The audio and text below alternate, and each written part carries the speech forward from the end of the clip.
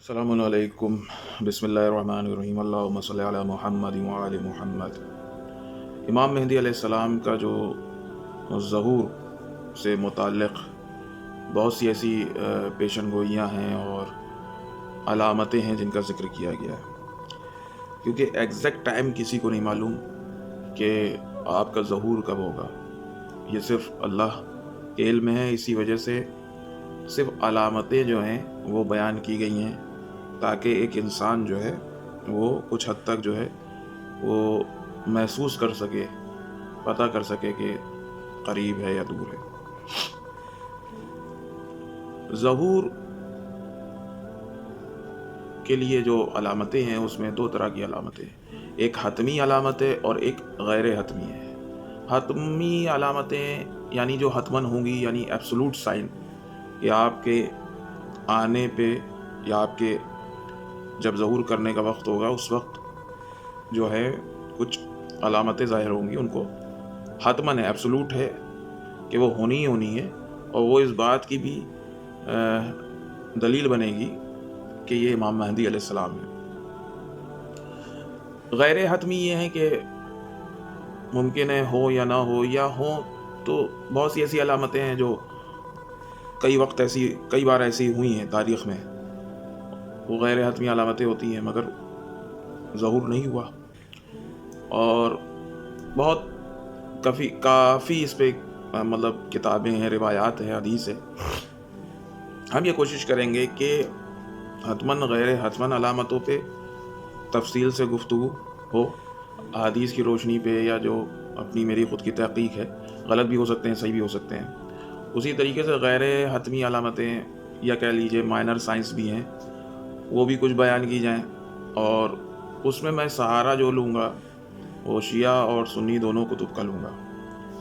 پہلی چیز۔ دوسری چیز، ممکن ہے کہ اس میں ضعیف روایات بھی ہو اور صحیح اور مثبت روایات بھی موجود ہوں، تو ان کا بھی ایک کڑی سے کڑی ملانے کے لیے کوشش کی جائے گی کہ اس کو بھی ڈسکس کیا جائے۔ مگر جو بہت زیادہ کثرت سے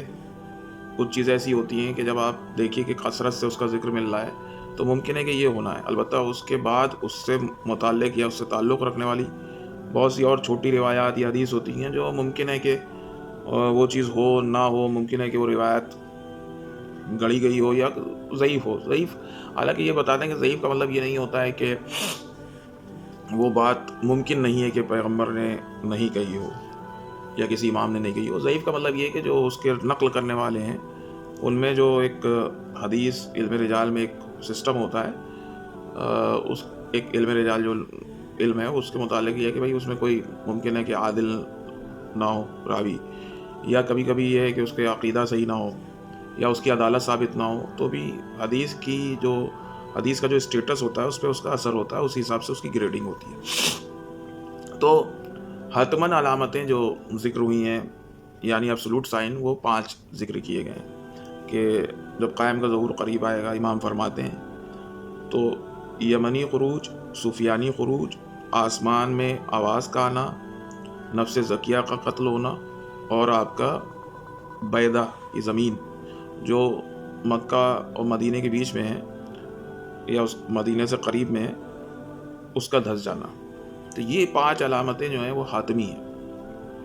یمنی خروج یعنی یمن سے ایک موومنٹ، ایک تحریک ہوگا جو نکل پڑے گا۔ سفیانی خروج یعنی یہ سیریا سے نکلیں گے، اور پیغمبر کے زمانے میں سیریا جو تھا وہ اردن یعنی جارڈن اور جو آج کا سیریا اس کو ملا کے سیریا کہا جاتا تھا۔ تو ایک موومنٹ سفیانی شروع ہوگا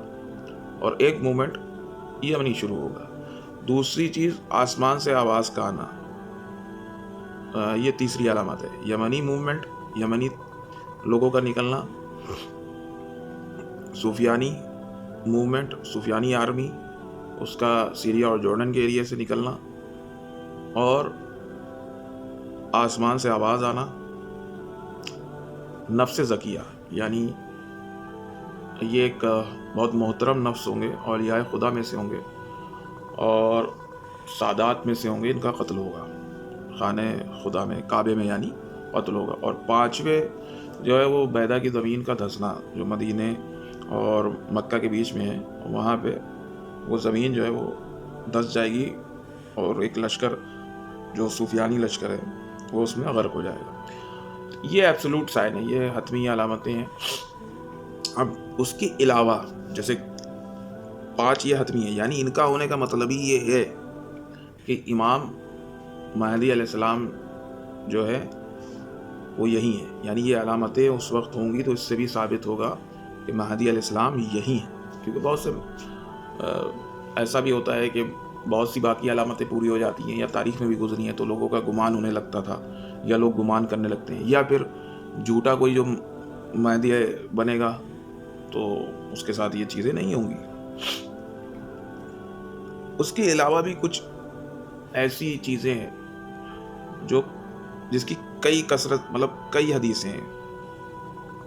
جیسے خراسان سے آرمی کا نکلنا۔ تو یہ چیزیں جو ہیں اس کو ویسے یہ خود ایک اپنے میں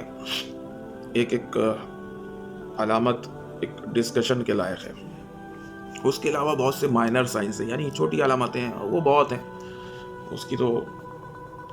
بہت کثرت ہے کہ چھوٹی علامتیں وہ تقریباً پوری ہو گئی ہیں، اس کی کوئی لمٹ نہیں ہے، ٹھیک ہے۔ تو وہ کوئی کہا نہیں جا سکتا کہ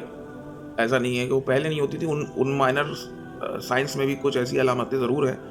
کہ جو آج دکھ رہی ہیں ہمیں مگر پہلے نہیں تھی، مگر بہت سی ایسی ہیں کہ جو پہلے بھی تھیں تو وہ اب بڑھ گئی ہے، تو اس کی کوئی لمٹ انسان تو جانتا نہیں ہے۔ مثال کے طور پہ یہ کہا جائے کہ زنا عام ہوگا، تو زنا پہلے بھی تھا مگر ہاں ٹھیک ہے اب بڑھ رہا ہے، اب اس کا میکسیمم کیا ہے، عام ہونے سے کیا مراد ہے تو وہ ہم لوگ نہیں پتہ کر سکتے، مگر بہرحال عام ہے۔ تو یہ مائنر سائنس ہیں، بہت سے مائنر سائنس ہیں، اور جو حتماً ہے اسے میجر سائنس کہا جاتا ہے۔ تو یہ ایک پورا کہ امام مہدی علیہ السلام خود قیامت کی نشانیوں میں سے ہے کہ قیامت قریب آئے گی تو اس کی سب سے پہلی علامت جو ہوگی وہ آپ کا ظہور ہے، اور آپ کی کافی سال حکومت رہے گی۔ اس کے بعد آپ کے بعد جو ہے پھر دنیا میں پھر ہلکے ہلکے جو ہے فساد ہوگا، اور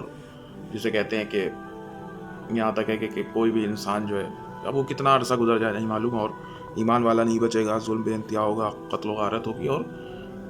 تبھی اللہ تعالیٰ جو ہے اسرافیل علیہ السلام کو جو ہے حکم دے گا کہ سور پھونک دیا جائے قیامت کا۔